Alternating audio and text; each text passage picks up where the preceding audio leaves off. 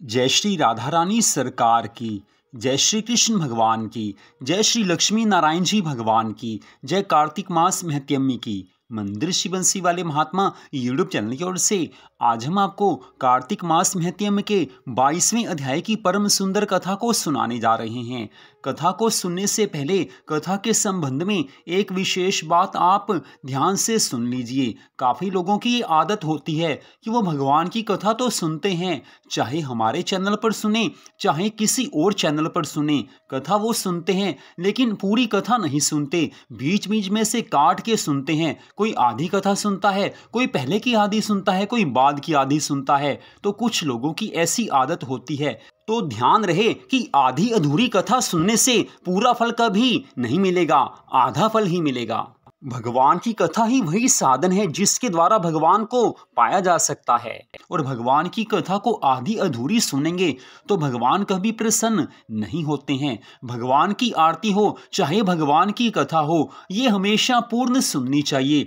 हाँ, कभी आप मोबाइल पर भगवान का भजन सुन रहे हैं तो उसको आप आधा सुनेंगे तो कोई बात नहीं है, या ऐसे समझ लीजिए कि आप मोबाइल पर कोई कथा आप सुन रहे हैं, वो 3 या 4 घंटे की कथा है, तो आप 3-4 घंटे तो कथा नहीं सुन पाएंगे, बीच में से काट काट कर ही सुनेंगे। लेकिन कार्तिक मास महत्यम की जो कथाएं लगभग 10 या 15 मिनट के बीच होती हैं, उन्हें आप काटेंगे तो भगवान कभी आपसे प्रसन्न नहीं होंगे। हमने तो आपको सच बात बतानी थी, आगे आपने मानना है वो आपकी मर्जी, नहीं मानना वो आपकी मर्जी।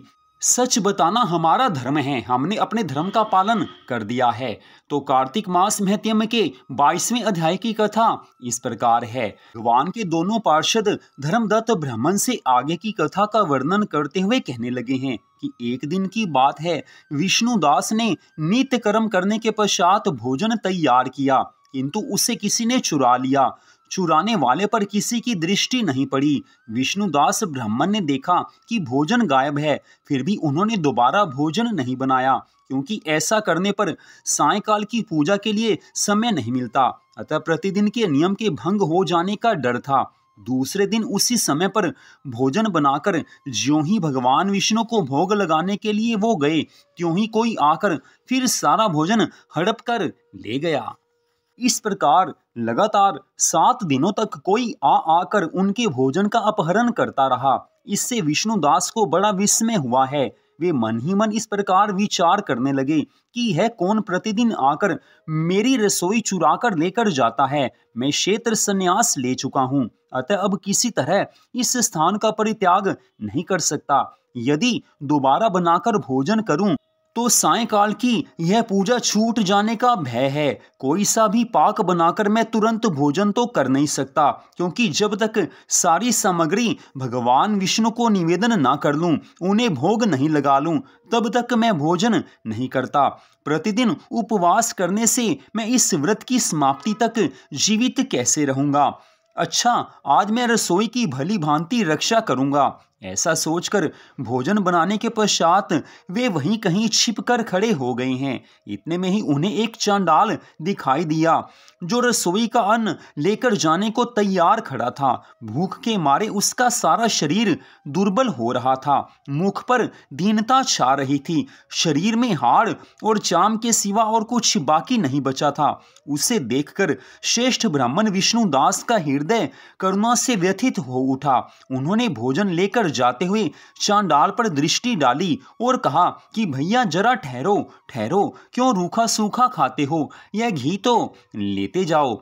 इस तरह बोलते हुए विप्रवर विष्णुदास को आते देख चांडाल बड़े वेग से भागने लगा और भय से मूर्छित होकर वो गिर पड़ा है। चांडाल को भयभीत और मूर्छित देख ब्राह्मण श्रेष्ठ विष्णुदास वेग से चलकर उसके पास आए हैं और करुणावश अपने वस्त्र के किनारे से उसको हवा करने लगे हैं। तदनंतर जब वह उठकर खड़ा हुआ तो विष्णुदास ने देखा कि वह चांडाल नहीं है, वह तो साक्षात श्री भगवान नारायण जी ही शंख चक्र और गदा धारण किए सामने विराजमान हैं। कटी में पीतांबर, 4 भुजाएं, हृदय में श्री वत्स का चिन्ह तथा मस्तक पर किरीट शोभा पा रहे हैं। अलसी के फूल की भांति श्याम सुंदर शरीर और कौस्तुभ मणि से जगमगाते हुए वक्ष वक्षस्थल की अपूर्व शोभा हो रही है। अपने प्रभु को आज प्रत्यक्ष देखकर द्विज श्रेष्ठ विष्णुदास सात्विक भावों के वशीभूत हुए हैं। वे स्तुति और नमस्कार करने में भी समर्थ नहीं हो सके। उस समय वहां इंद्र आदि देवता भी आ पहुंचे हैं। गंधर्व और अप्सराएं गाने और नाचने लगी हैं। वह स्थान सैकड़ों विमानों से भर गया और देव ऋषियों के समुदाय से सुशोभित होने लगा है। चारों ओर गीत और वाद्यों की ध्वनि छा गई है। तब भगवान विष्णु ने सात्विक व्रत का पालन करने वाले अपने भक्त विष्णुदास को अपने हृदय से लगा लिया और उन्हें अपने ही जैसा सुंदर रूप देकर वे वैकुंठ धाम को ले चले हैं। उस समय यज्ञ में दीक्षित हुए राजा चोल ने देखा कि विष्णुदास ब्राह्मण एक सुंदर विमान पर बैठकर भगवान विष्णु के समीप जा रहे हैं। अस ब्राह्मण को वैकुंठ धाम में जाते देख राजा ने तुरंत ही अपने गुरु महर्षि मुद्गल को बुलाया और इस प्रकार कहना प्रारंभ किया है। राजा बोले, जिसके साथ लाग डांट होने के कारण मैंने यह यज्ञ दान आदि कर्म का अनुष्ठान किया है, वह ब्राह्मण आज भगवान विष्णु का रूप धारण करके मुझसे पहले ही वैकुंठ धाम में जा रहा है। मैंने इस वैष्णव यज्ञ में भली भांति दीक्षित होकर अग्नि में हवन किया और दान आदि के द्वारा ब्राह्मणों का मनोरथ पूर्ण किया, तथापि अभी तक भगवान मुझ पर प्रसन्न नहीं हुए और इस ब्राह्मण को केवल भक्ति के ही कारण श्री हरि भगवान जी ने प्रत्यक्ष दर्शन दिया है। अतः मालूम पड़ता है कि भगवान विष्णु केवल दान और यज्ञों से प्रसन्न नहीं होते। उन प्रभु का दर्शन करवाने में भक्ति ही सबसे विशेष कारण है।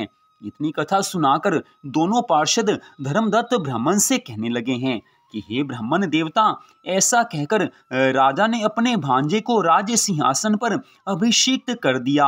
वे बचपन से ही यज्ञ की दीक्षा लेकर उसी में संलग्न रहते थे, इसलिए उन्हें कोई पुत्र नहीं हुआ। यही कारण है कि उस देश में अब तक भांजे ही सदा राज्य के उत्तराधिकारी होते हैं। वे सब के सब राजा चोल के द्वारा स्थापित आचार का ही पालन करते हैं। भांजे को राज्य देने के बाद राजा यज्ञशाला में गए हैं और यज्ञ कुंड के सामने खड़े होकर श्री विष्णु भगवान को संबोधित करते हुए 3 बार उच्च स्वर से कहने लगे हैं कि हे श्री हरि विष्णु भगवान जी, आप मुझे मन, वाणी, शरीर और क्रिया द्वारा स्थिर भक्ति प्रदान कीजिए। ऐसा कहकर वे सबके देखते देखते अग्नि में कूद पड़े हैं। उस समय मुद्गल मुनि ने क्रोध में आकर अपनी शिखा उखाड़ डाली। तभी से आज तक उस गोत्र में उत्पन्न होने वाले समस्त मुद्गल ब्राह्मण बिना शिखा के ही रहते हैं। राजा ज्यों ही अग्निकुंड में कूदे, उसी समय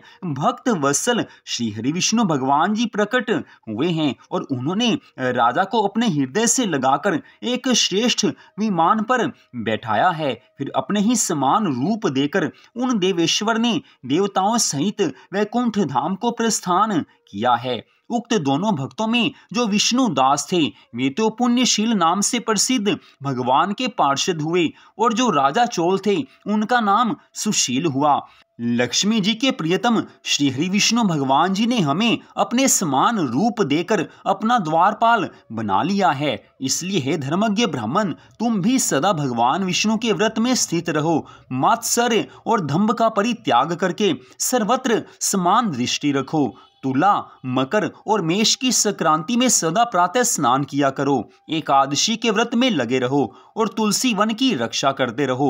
ब्राह्मणों, गौओं तथा वैष्णवों की सदा ही सेवा करो। हे धर्मदत्त, ऐसा करने से तुम भी इस शरीर का अंत होने पर श्री विष्णु भगवान जी के परम पद को प्राप्त करोगे। जैसे हम लोगों ने भगवान की भक्ति से उन्हें पाया है, उसी प्रकार तुम भी उन्हें प्राप्त कर लोगे। तुमने जन्म से लेकर अब तक श्री विष्णु भगवान जी को संतुष्ट करने वाला कार्तिक मास का यह व्रत किया है। इससे यज्ञ, दान और तीर्थ भी बड़े नहीं हैं, क्योंकि कार्तिक मास के व्रत का सबसे ज्यादा फल बताया गया है। जिसने कार्तिक मास में भगवान की भक्ति के सब नियमों का पालन किया है, उससे बढ़कर कोई यज्ञ नहीं है, उससे बढ़कर कोई तपस्या नहीं है, उससे बढ़कर कोई दान नहीं है। ये विप्रवर, तुम धन्य हो, क्योंकि तुमने जगत गुरु भगवान श्री विष्णु जी को प्रसन्न करने वाले इस कार्तिक मास के व्रत का अनुष्ठान किया है, जिसके एक भाग का पुण्य पाकर ही प्रेत योनि में पड़ी हुई कलहा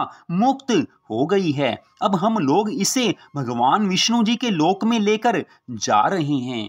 इतनी कथा सुनाकर देवऋषि नारद जी राजा पृथु से कहने लगे हैं कि हे राजन, इस प्रकार विमान पर बैठे हुए भगवान श्री विष्णु जी के दूतों ने धर्मदत्त ब्राह्मण को उपदेश देकर कलहा के साथ वैकुंठ धाम की यात्रा की है। तत्पश्चात धर्मदत्त ब्राह्मण भी पूर्ण विश्वास के साथ कार्तिक मास के व्रत में लगे रहे और शरीर का अंत होने पर अपनी दोनों पत्नियों के साथ ही वे भगवान के परम धाम को चले गए हैं। जो मनुष्य इस कथा को सुनता और सुनाता है वह जगत गुरु श्री कृष्ण भगवान जी की कृपा से उनका सानिध्य प्राप्त करवाने वाली उत्तम गति को पाता है, अर्थात उसे भगवान श्री राधा कृष्ण जी का गोलोक धाम मिल जाता है। तो इस प्रकार कार्तिक मास महत्म्य के 22वें अध्याय की कथा का विश्राम होता है। बात वही स्पष्ट है कि कथा को श्रद्धा भावना से सुनेंगे तो कथा का पूरा फल मिलेगा।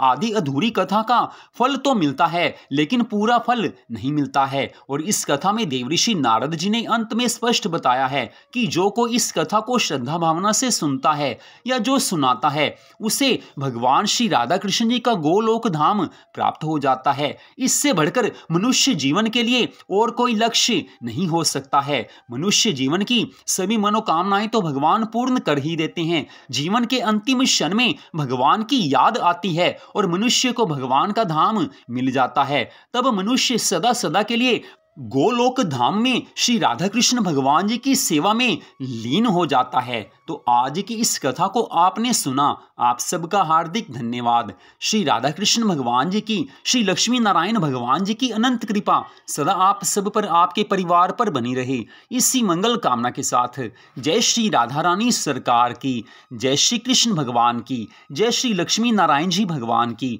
जय तुलसी माता की, जय सदगुरुदेव श्री बंसी वाले महाराज की, जय कार्तिक मास महत्म्य की। जय जय श्री राधे, जय जय श्री राधे, जय जय श्री राधे श्याम।